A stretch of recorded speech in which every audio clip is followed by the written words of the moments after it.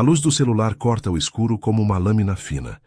Você segura o bilhete térmico entre os dedos e sente o papel quente, quase vibrando. Os números brilham na tela. Não é um erro de digitação. Não é uma brincadeira. 800 milhões. A sequência parece um mapa desconhecido desenhado sobre a palma da sua mão. O ar na sala encurta. Os móveis tornam-se objetos de um filme que você observa de fora do próprio corpo. Seu coração dá um salto que não é só alívio. É espanto, é medo. É uma notícia que exige que você respire de novo para acreditar. As primeiras reações são físicas. As pernas moles, a cabeça leve, a mão que segura o telefone tremendo leve, como se fosse cedo demais para suportar um peso tão grande. Você fala sozinho. Sussurra um palavrão, talvez. Repete o número como quem testa um feitiço. A casa atrás de você continua com seus ruídos cotidianos. O motor do ventilador, o barulho distante de um carro. E ainda assim, tudo ganhou uma outra gravidade. Existe um momento em que a notícia não cabe no peito. Você pensa nas contas, nas garantias que faltam. Mas também naquele medo antigo de se tornar alvo. Você confere de novo. Liga para o e-mail onde chegou a confirmação. A voz do atendente soa formal, quase protocolar. Parabéns, senhor, senhora. O rótulo de parabéns ecoa estranho, porque dentro de você há uma mistura de alegria e um peso metálico no estômago. Não é apenas ganhar, é entrar em outra máquina social, em outro ritmo de vida. E a primeira pergunta que vem à mente, tão íntima quanto inevitável, atravessa o título dessa história. Se você descobrisse hoje que está na lista, sua vida mudaria assim? Se essa hipótese está te cutucando agora, se essa história mexe com alguma curiosidade ou inquietação sua, fica comigo até o fim. E se fizer sentido, inscreva-se para ouvir outras narrativas que mexem com escolhas reais. No começo, tudo acontece em passos rápidos, como se você precisasse provar que aquilo era real antes que a realidade se rearranjasse por conta própria. Você marca uma reunião. O escritório parece ter sido projetado para absorver qualquer sensação humana. Paredes de vidro com vista para prédios alinhados. Uma cadeira de couro que afunda em silêncio quando você se senta. Um homem ou uma mulher com terno impecável que usa termos curtos e precisos. Precisamos montar uma estrutura, diz o advogado, e as palavras caem no ar como blocos. Holding, blindagem, confidencialidade. Você ouve os termos como sons, sem permitir que eles se transformem em promessa. Pergunta-se, por que tudo tem um nome que te distancia de si mesmo? Há um contador que fala em planilhas e números com a calma de quem desmonta leões para entender origens e consequências. Vamos avaliar, diz ele, sem ânimo triunfal, quase a lembrar que isso exige ordem além da euforia. Um gestor do banco aparece com uma pasta e um sorriso que é, ao mesmo tempo, profissional e medido. Ele fala sobre segurança, sobre sigilo, sobre formas de acessar uma fortuna sem transformar sua rotina em espetáculo. A conversa é iluminada por luzes embutidas, e você se pega contando quantas vezes engole antes de responder. A decisão que vem primeiro é também a mais humana: manter segredo, pelo menos no começo. O mundo, você já percebeu, muda quando os nomes que importam aparecem em manchetes. Os primeiros dias depois da confirmação são uma mistura de logística e urgência moral. Acordos, assinaturas, conversas com uma pequena equipe que foi montada como um colete protetor. Não um manto de glória, mas um escudo para o cotidiano. Você aprende rapidamente que existe um protocolo para não transformar a própria vida em espetáculo. Telefonemas pagos por mensagens, encontros em salas fechadas, senhas que criam uma segunda identidade. Tudo tem um som de porta que se fecha atrás de você. Você sente nostalgia pela liberdade de não ter que explicar onde esteve. E então vem a primeira onda de coisas que, de fato, precisam acontecer.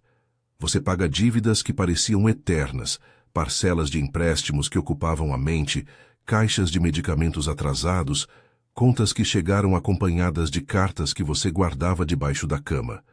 A sensação de rasgar um boleto com caneta vermelha, riscar um débito, é algo que se parece com alívio. Você envia dinheiro para sanar a situação de um amigo em apuros sem cerimônia, e a gratidão que recebe é imediata e crua. A mãe fica em silêncio na outra ponta da linha quando você diz que vai consertar o telhado. Não precisava, ela diz, e a voz dela mistura alívio e medo de se acostumar com o novo.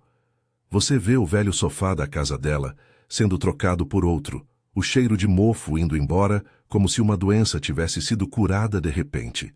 Há um momento que é só seu, quando você entra na cozinha da sua infância e pisa em uma cerâmica que range.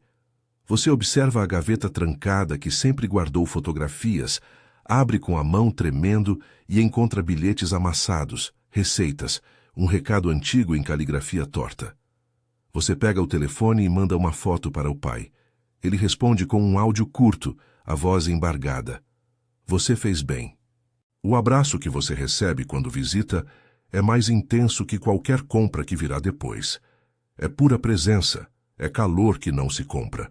Mas junto com esses remendos vem uma festa de possibilidades que no começo parece uma cura.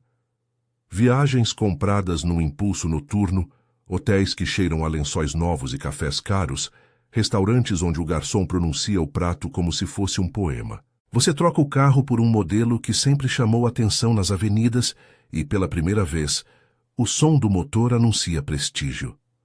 A casa que você conseguiu por acaso transforma-se em outra casa. Móveis que não significam necessariamente mais conforto, mas que emolduram uma nova imagem. Há obras de arte nas paredes, objetos que carregam certificados e histórias bonitas em plaquinhas. A sensação inicial é de triunfo. Tudo aquilo que te faltou uma vez agora chega em um fluxo constante. No entanto, a novidade tem um prazo de validade. O primeiro jantar caro empolga, o 50º menos. O céu lustrado pela janela deixa de ser espetáculo e vira tela de fundo. As viagens deixam de ser aventuras e viram roteiros planejados por assistentes. O prazer que antes vinha da surpresa, agora precisa de estímulos maiores para acontecer.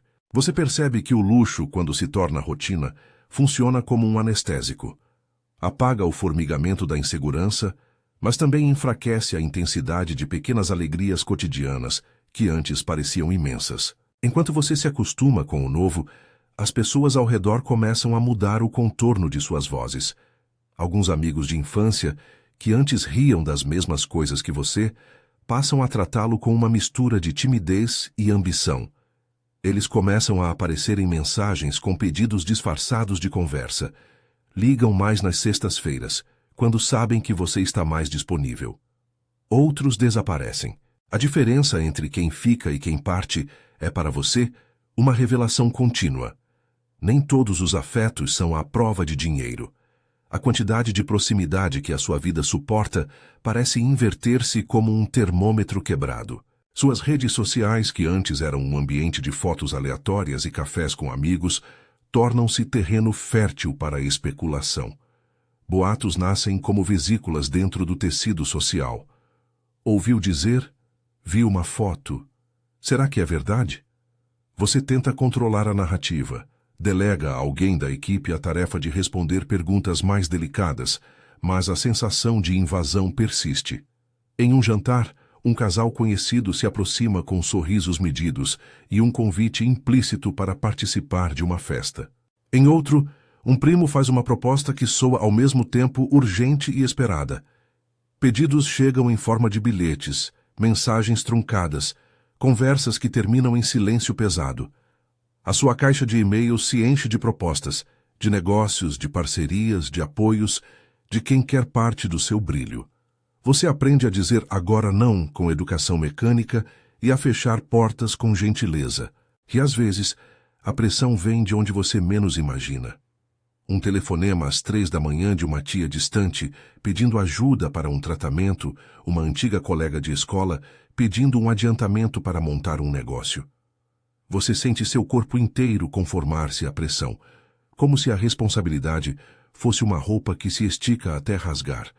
Nessas horas, a queixa silenciosa é sempre a mesma. Quem tem, recebe mais que pedidos. Recebe também os conflitos dos outros. Para se proteger, você contrata segurança. Não são apenas pessoas com fardas. São protocolos, rotas alternativas, senhas que criam um pequeno labirinto em torno da sua rotina. Você muda de endereço, muda o horário de acordar, adapta a rotina dos filhos, se houverem, redefine encontros. A intimidade vira algo que exige autorização prévia. Amigos que antes chegavam sem avisar passam a marcar horário com antecedência. Já a casa, que era um refúgio de pequenos desarranjos, agora funciona com alertas de movimento e portas que se trancam automaticamente. Existe conforto nisso, existe também uma perda. A espontaneidade evapora e, com ela, os risos que não precisavam de convite. A filantropia surge, em parte, como uma resposta ao desconforto de se ter poder sem sentido. Você decide criar um instituto. A ideia tem dupla face.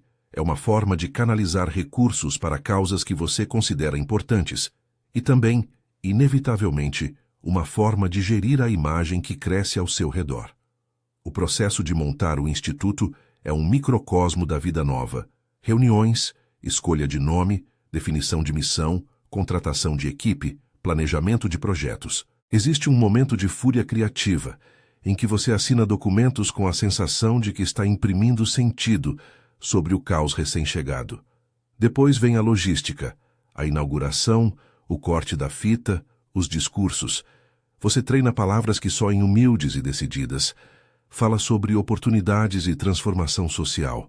Ouve aplausos que aquecem por um segundo e depois ecoam na memória vazia do quarto de hotel. No evento de inauguração, há olhares carregados de expectativa.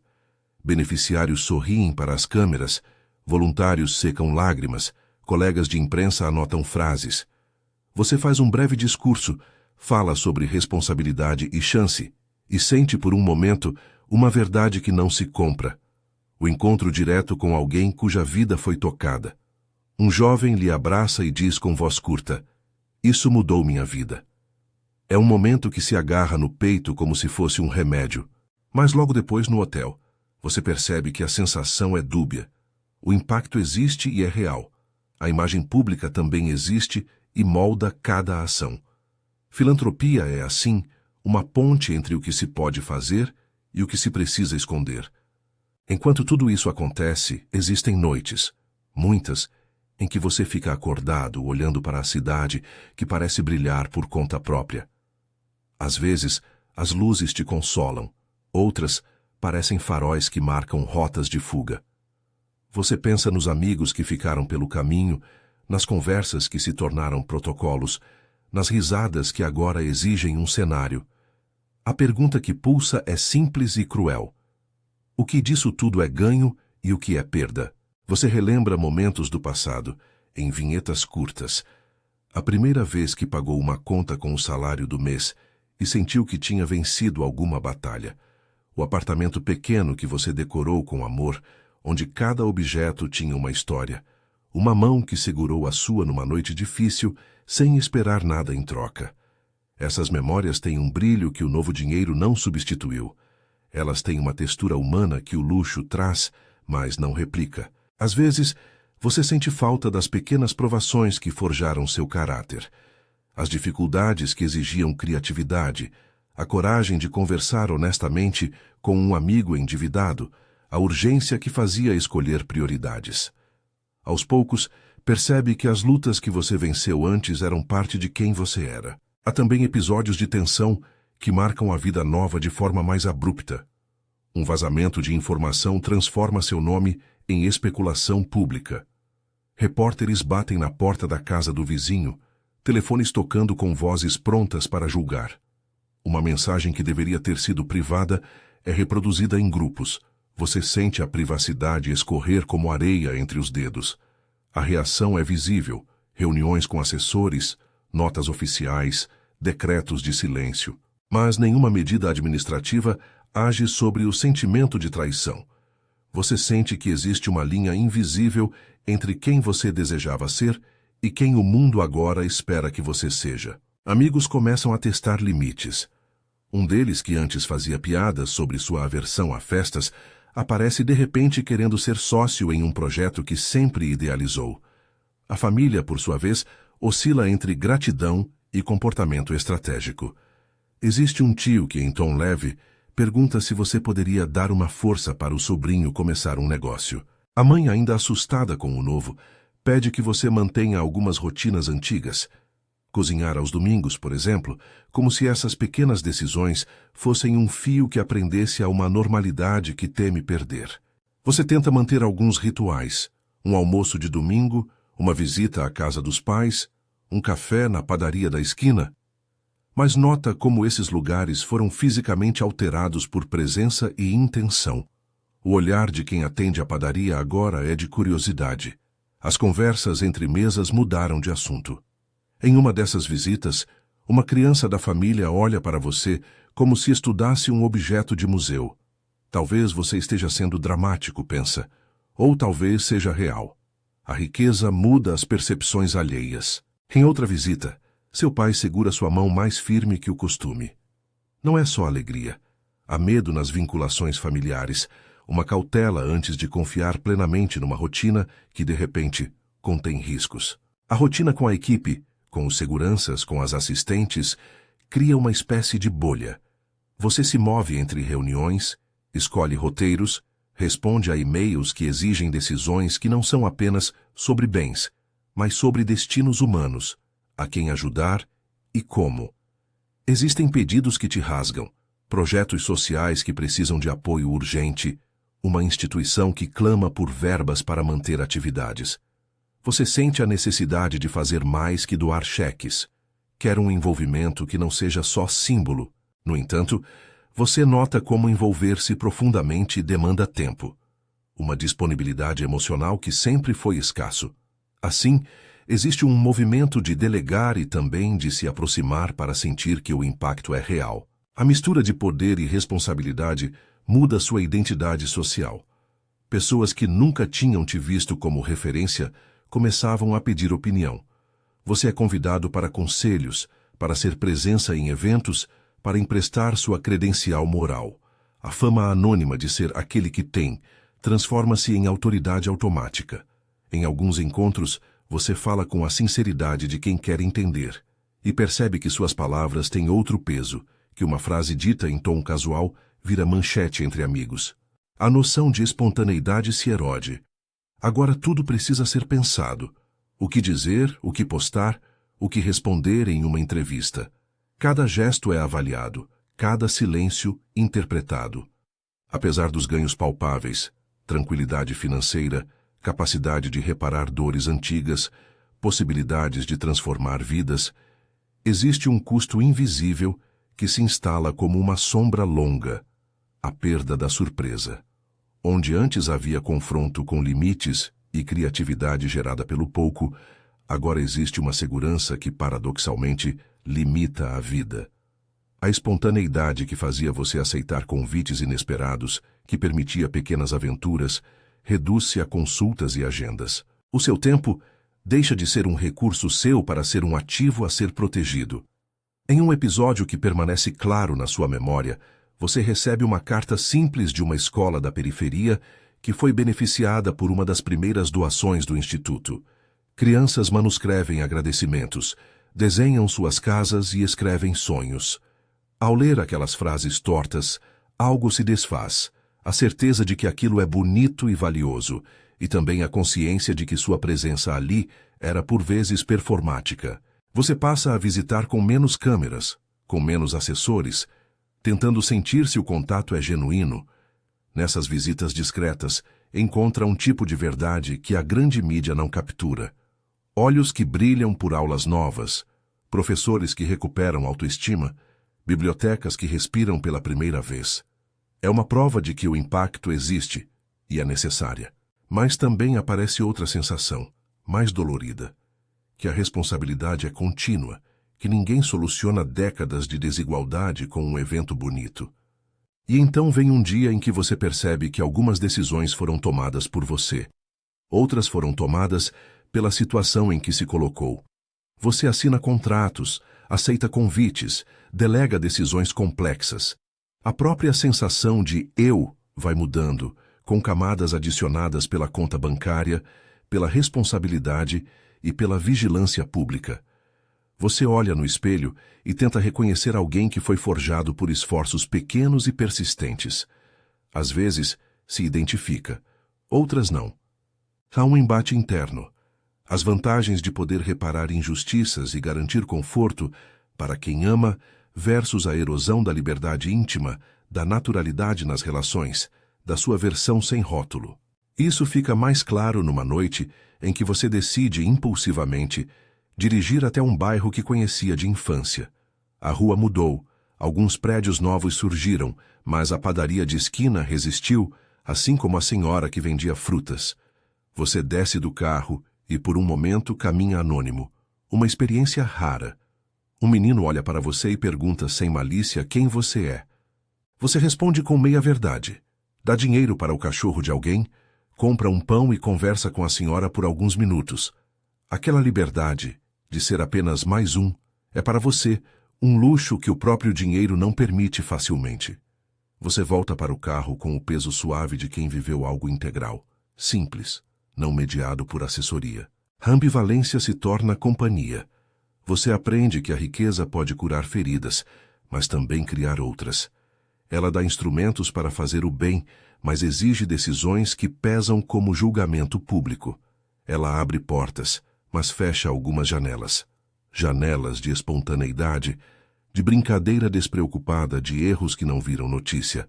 Você se pergunta, se o mesmo impulso que o levou a aceitar o prêmio teria feito você construir um instituto, pagar débitos, visitar a escola, se tivesse ganhado ao longo dos anos em parcelas discretas. É uma pergunta sem resposta simples. Há também o peso das expectativas, de pessoas que acreditam que agora que você tem, deve ser sempre generoso, de desconhecidos que esperam favores, de amigos que testam um limite que nunca existiu antes. Você encara essas demandas e tenta estabelecer regras não por frieza, mas por sanidade. Decide que algumas causas receberão apoio contínuo, outras não. Aprende que dizer não é parte do cuidado consigo e com as implicações do poder. Mesmo assim, dizer não dói de uma forma nova. Com o tempo, algumas das coisas que antes eram urgentes desaparecem. As dívidas somem, o velho carro vai para outra mão, as filas acabam. Mas o que sobra é um silêncio diferente. No sofá de couro da nova casa, as paredes enchem-se de objetos que contam histórias, mas algumas histórias que lembravam de onde você veio perderam detalhes porque elas não foram mais necessárias. Você encontra um velho bilhete escondido entre livros, uma anotação que você fez num dia de crise, uma lista de prioridades escrita em caneta azul. Isso te lembra de quem você foi, de pequenos atos de coragem que formaram caráter. Você percebe que ninguém pode comprar a sensação de ter sobrevivido a dificuldades e que esse traço da sua identidade é precioso. A pergunta que acompanha o título volta e se refrata em diversas versões. Se você descobrisse hoje que está na lista, sua vida mudaria assim? A resposta, você percebe, não é binária. Ela tem camadas. Alguns aspectos mudariam incontestavelmente. A conta bancária, a liberdade de pagar por cuidados médicos, de garantir educação para filhos, de financiar sonhos alheios. Outros mudariam de forma mais sutil, como as pessoas te veem, o grau de espontaneidade nas suas relações, a velocidade com que você precisa tomar decisões. Alguns ganhos são tangíveis e imediatos. Algumas perdas só se revelam com o tempo, como uma doença de pele que aparece depois de anos de exposição. Você imagina por um instante recuar.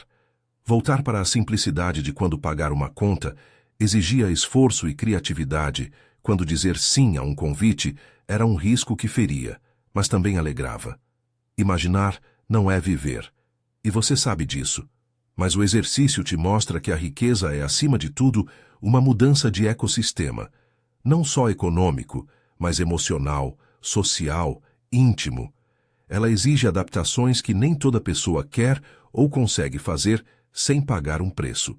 No apartamento novo, numa noite em que chove fininho e as luzes da rua parecem pérolas distantes, você pega um caderno antigo e escreve uma lista. O que quer que reste. Entre rabiscos aparecem palavras como honestidade, tempo para a família, liberdade de andar sem convite. Você percebe que, enquanto constrói proteções externas, precisa também construir proteções internas, limites, rituais que preservem o que é essencial. É um trabalho que envolve renúncia, clareza e coragem. E então, depois de tudo isso, você pensa na pergunta que abriu essa história, não como uma peça retórica, mas como um chamado para reflexão. Se você descobrisse hoje que está na lista, sua vida mudaria assim? A resposta sincera requer que você pese ganhos e perdas não apenas em números, mas em textura de vida. Pergunte-se: quais coisas você estaria disposto a trocar por conforto absoluto? Quais coisas você gostaria de preservar, custe o que custar? E, sobretudo, como você usaria um privilégio assim para criar sentido sem perder a si mesmo? No final, a cena que permanece é simples. Você no parapeito da janela, olhando para uma cidade que aprendeu a ler de outra forma. À sua frente, o horizonte é uma promessa e uma advertência. Há beleza e poder ali, mas também ecos de perda. A pergunta fica no ar não para provocar culpa, mas para convidar à escolha consciente. Se você descobrisse hoje que está na lista, sua vida mudaria assim? Compartilhe nos comentários como você responderia. Por que mudaria ou por que não? E marque alguém que precisa se imaginar nessa encruzilhada. Quero saber a sua resposta.